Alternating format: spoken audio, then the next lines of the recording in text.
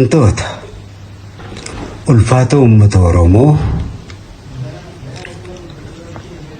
jiraadhaa kan kiristaanaa, kan musliimaa, kan waaqeffataa, kan pirootestaantii hundi, kan sabaa sablammii hundi, kan Itoophiyaa hundi, kan Afrikaa hundi, kan Oromiyaa hundi, kan addunyaa hundi dhalli namaa haa jiraatu. Ani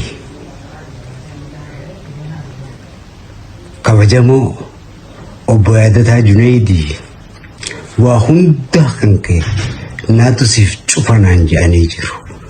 Obbo Yaadataadhaaf Rabbi naa kadhadhaa, akka amantii keessanitti naa galatoomfadhaa. Waa hunda naatu siif cufa jedhanii jiran. Waa hunda naatu siif taha jedhanii jiran waan ta'eef kana booda waan tokkotti rakkatanii hin ciqqamina waa'ee kan kootti.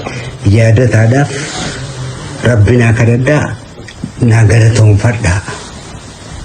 Anilleen maqaa keessaniin, maqaa uummata Oromoo kabajaman, maqaa mootummaa Itoophiyaatiin, maqaa mootummaa Oromiyaatiin, maqaa qabsaa'ota uummata Oromoo hundumaan galateeffadheetiin jira.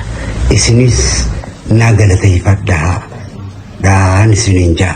Kabajamoo obbo Yaadataa Junaydii, akkuma kaleessa ilkaan kan koo tolchanitti arraas fayyadama kiyyaaf waa hunda kan keenatu cufa jedhanii beellama naa seenanii jiru.